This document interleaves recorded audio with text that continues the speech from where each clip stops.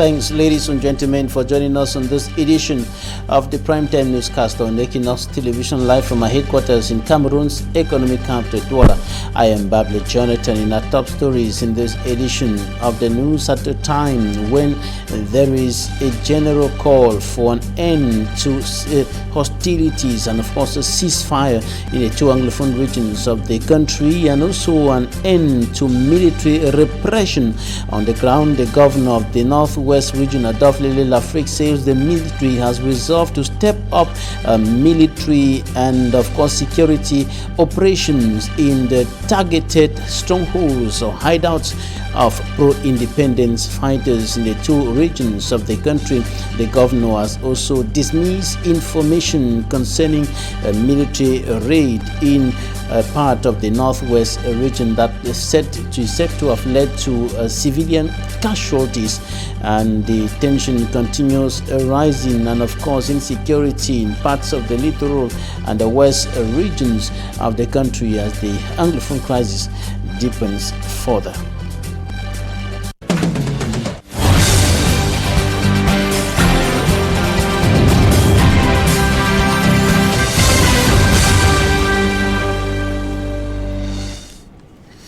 The governor of the Northwest region of the Republic of Cameroon, Adolphe Lafrique, has dismissed information circulating on social media on a purported military raid carried out in the locality of Melouf. It is a village in the Kombo subdivision in the Northwest region of the country on April 4, which is said to have led to civilian casualties. Governor Adolphe Lafrique says such information is completely false and intended to discredit genuine efforts of the administrative authorities, defense and security forces, and other stakeholders of goodwill who are struggling to see an end to the crisis in the northwest and southwest regions of the country.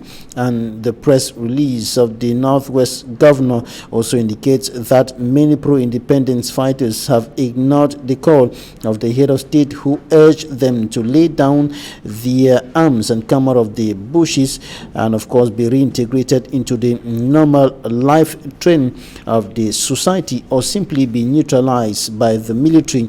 And the military has thus resolved, according to the communique of Northwest Governor Adolphe Lafrique, to step up targeted security operations on well-identified secessionist hideouts within a precision and, of course, professionalism. This information is contained in the press release signed by the governor of the Northwest region, Adolphe Lafrique.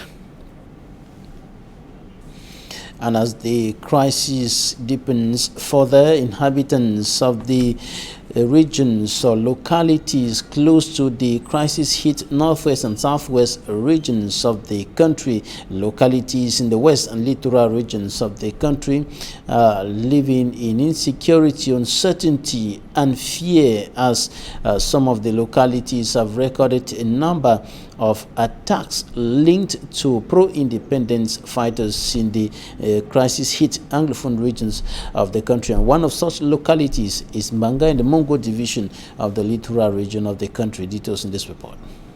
Abductions continue to gain grounds in Banga, Mongo division of the littoral region as insecurity reaches peak level. The kidnapping of a man recently that came amidst gunshots claimed the life of a cultivator in his plantation around the Mongo River.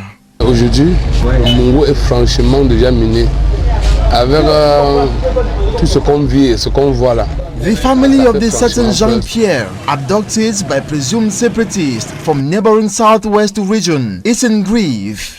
Relatives organized a funeral ceremony without his corpse. La femme du monsieur nous fait savoir que His Majesty Ngange Nicolas, quarter head of Quartier Mbanga Balong, says the presumed abductors channeled a message. Their brother suffered injuries from gunshots and gave up the ghost, though they are still not really certain as they have not seen the victim's corpse.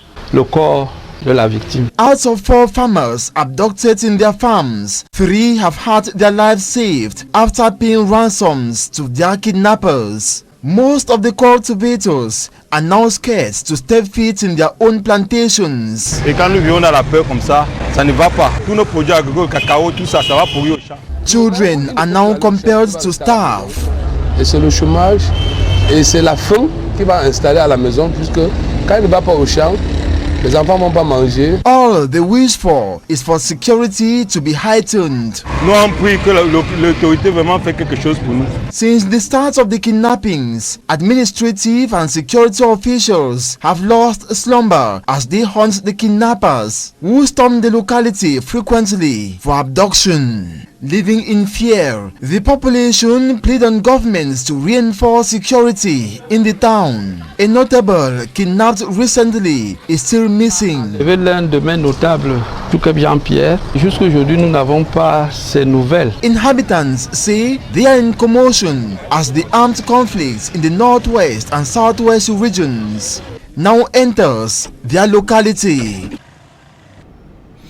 And the whereabouts of 6 children kidnapped in the locality of Fongo Tongo in the Menua Division, West region of the country remains unknown.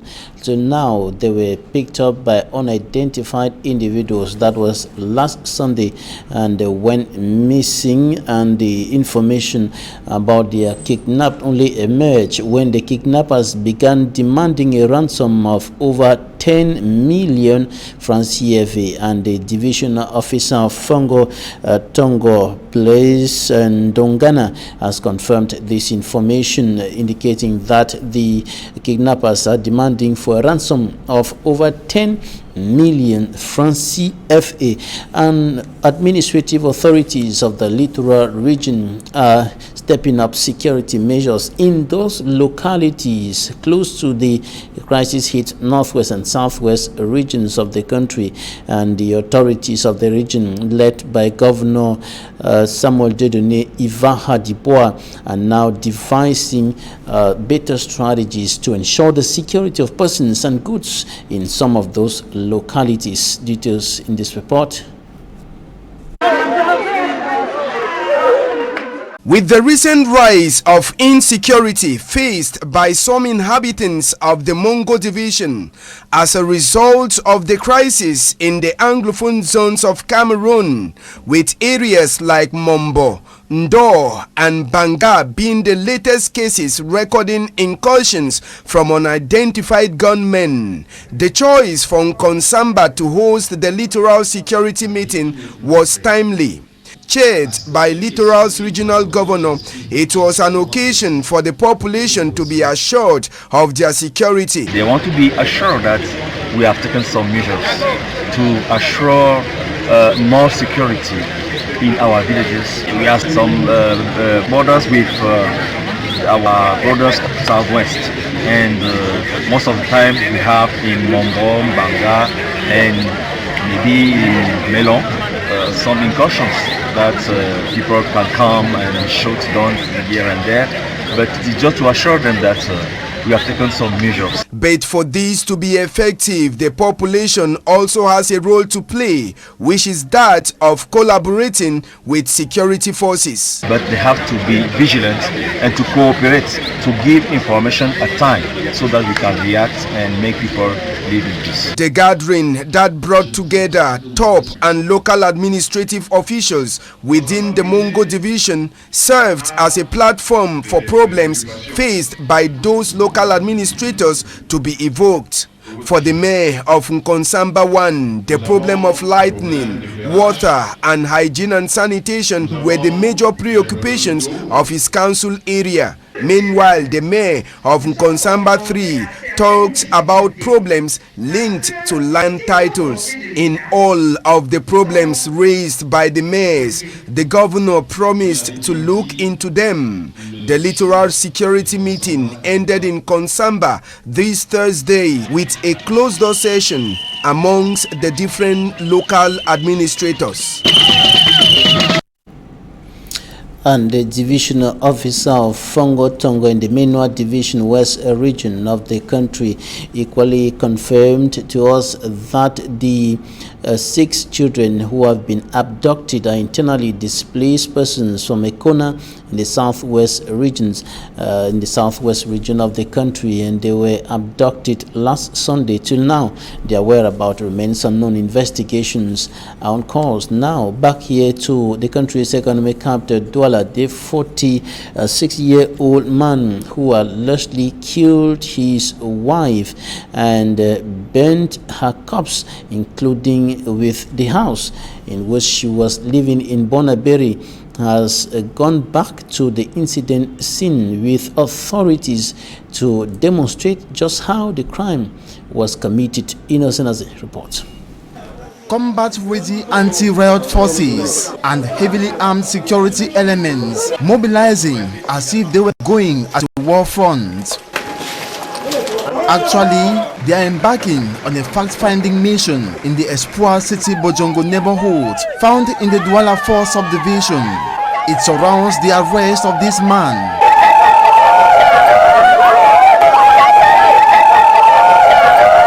Who allegedly battered his wife with a machete recently before setting the house on fire to roast her to death over a dispute.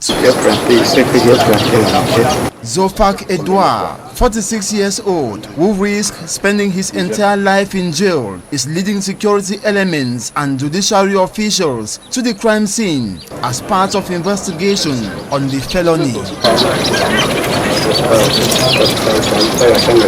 While on the crime scene, the culprit answers questions posed him by security authorities and narrates what transpired that unfortunate day without missing a fact. He says he sent his son outside that evening to settle scores with his wife. He cannot tell what came over him to pick up a machete and strike the wife's head with several times and immediately set the house on flames after pouring fuel all over.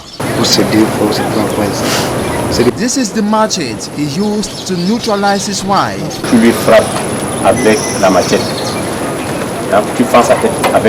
Here is the container he puts the fuel in.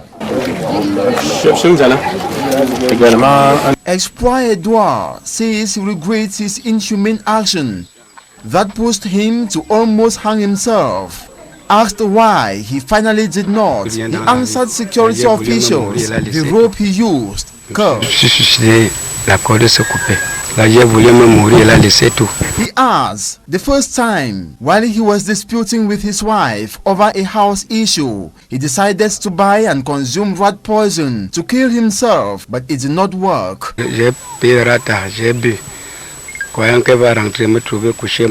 Reason being that he used all the money he had to construct the house.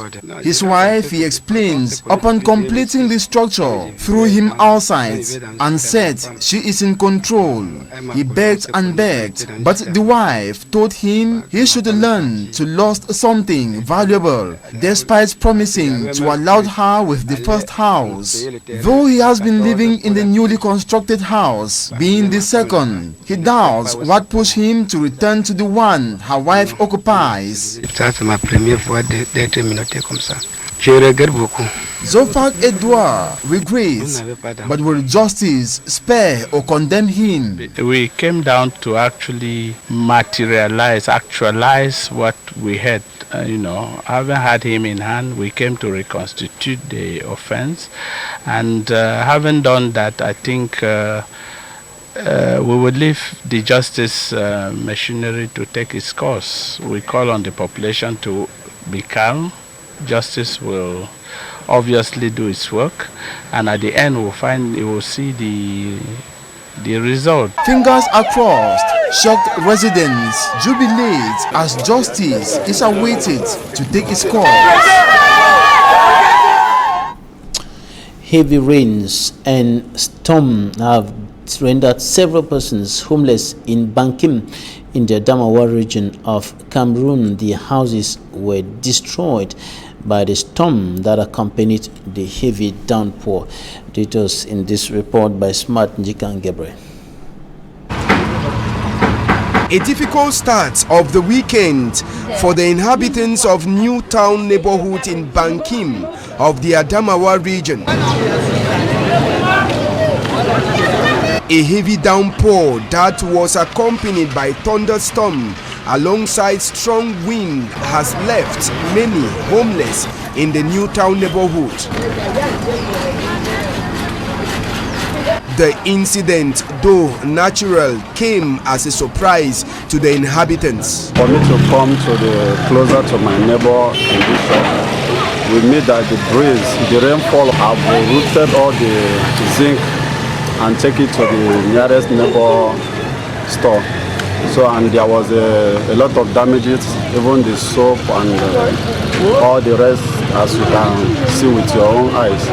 So there is no any injury. Apart from private homes that were affected by the rains, a primary school was badly hit by the strong wind that totally took off the roofs of the institution, turning the classrooms into a semi-stream. A food provision store was also touched by the rains as several properties inside were destroyed. The owner of the shop, though not happy with the incident, is hopeful of a better tomorrow. This is my store and I have lost many things, but I give God the glory, for He is the giver, and I know He will bless me with more again. It was the first rains that the people of Bankim were experiencing. They are now calling on the authorities of the region to come to their aid. And the Cameroon Renaissance Movement (CRM) political party of incarcerated national president Professor Maurice Kamto has postponed its peaceful demonstration initially scheduled for the 13th of April 2019, that is tomorrow, in some major towns of the country. The party has decided to drag the Minister of Territorial Administration Tanganji Paul to court over the decision he took banning the protest move over threats against threat to public peace and other, of course, stability. And the party of Professor Maurice Kamto is yet to announce another date for the holding of the meeting earlier scheduled for tomorrow 13. And of course, the party of Professor Maurice Kamto remains determined to fight against what it calls electoral hold-up and of course the deteriorating situation in the two Anglophone regions of the country, and even the illegal and unlawful exploitation of the country's resources by a clique of individuals. And of course, we now going out of the country to talk about the situation in the Sudan. The African Union has condemned the military takeover in the Sudan. That was yesterday. The chairman of the African Union, Musa Faki Mahamat, in a statement said military takeover is not the appropriate response to the challenges that the country is facing and the aspirations of its people. He criticized what he called an unconstitutional change of government in that country. And the African Union, of course, has also called on the government authorities in the Republic of Cameroon to stop the excessive use of force against leaders of the CRM political party. And that's it for the first part of this newscast. Coming up next, Talking Point.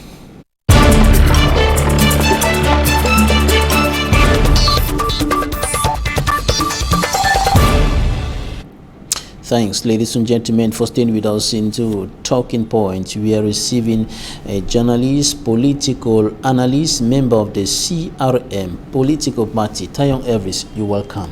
Thank you very much, Babila Jonathan. It's my pleasure making presence here, of course, to educate Cameroonians on the specific certain issues happening in the world and in Cameroon. Your political party has decided to postpone the demonstration, the peaceful demonstration that was initially scheduled for tomorrow. Why?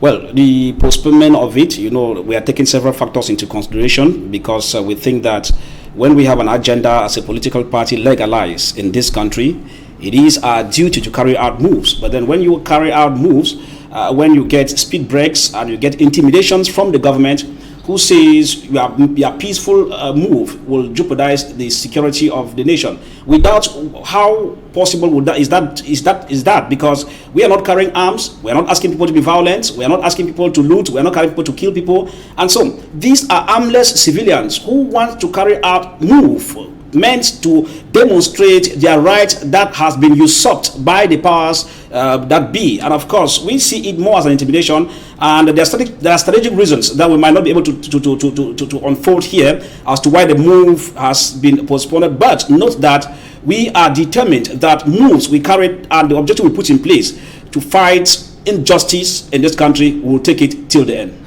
Like the protest move of the 26th of January 2019 was equally banned. This one has been banned this time around, not by the divisional officers but by the Minister of Territorial Administration. Are you bowing to the authority of the minister or the law?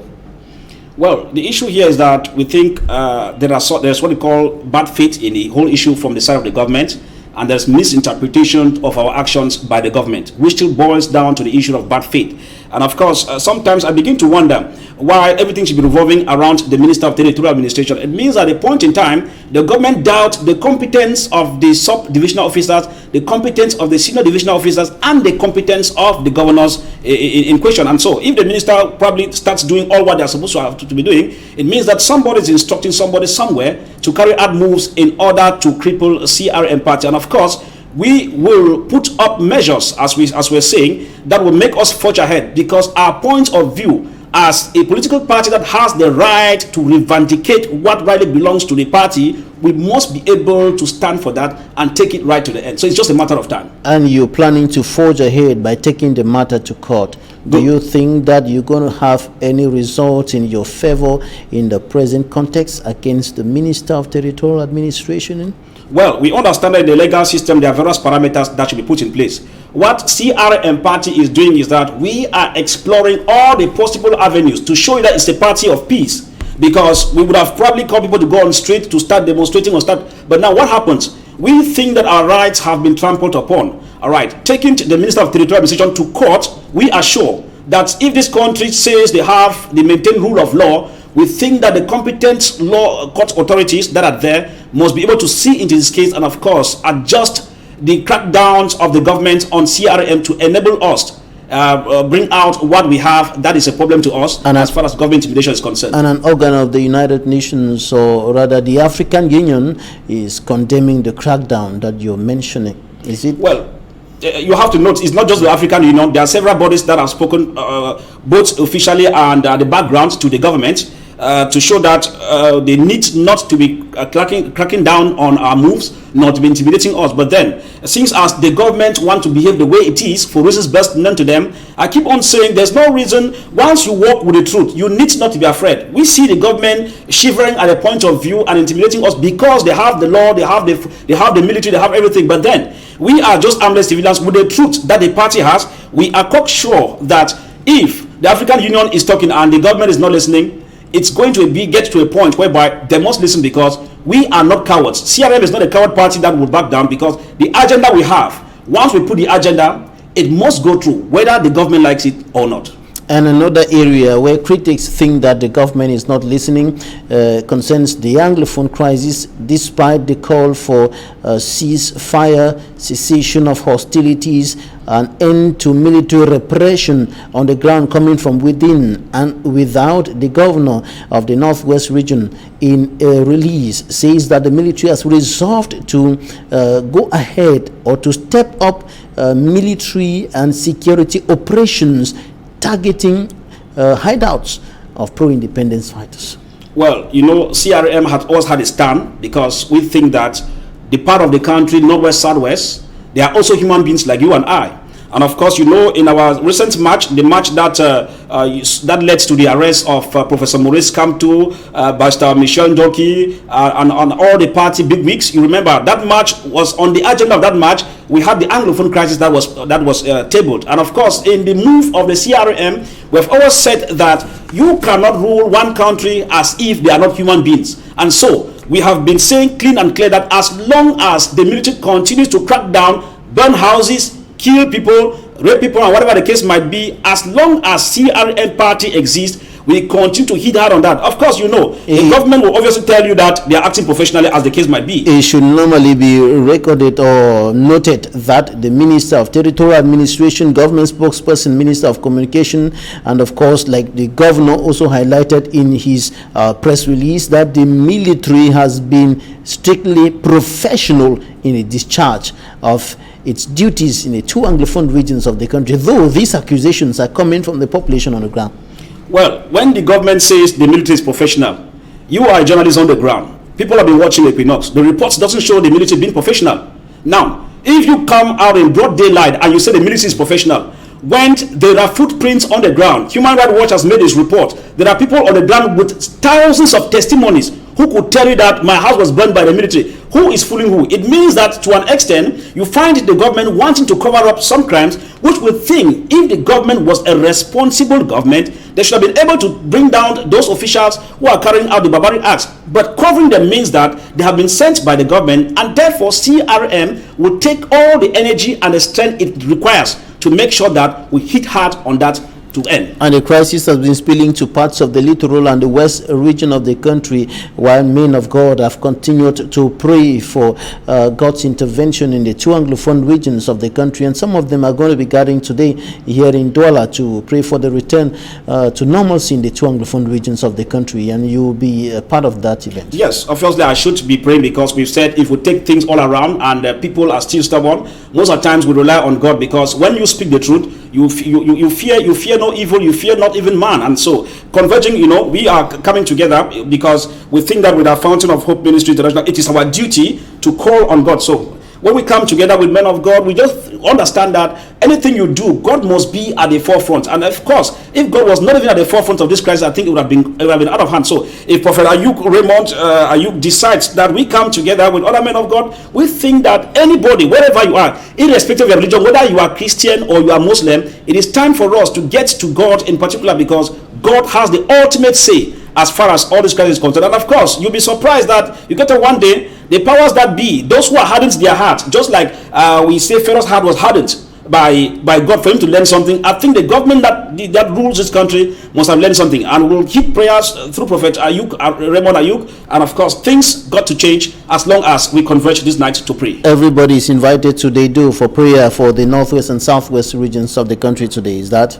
Yes, everybody is obviously invited, and send Dr. Sami, former Dr. Sami restaurant. They come there and pray. It's open, because we think prayer is not something you buy with money.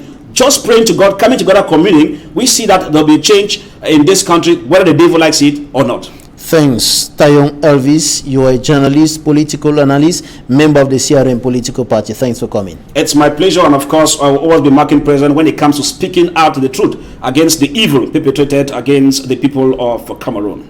That's it for this edition of the news. Thanks, ladies and gentlemen, for staying with us.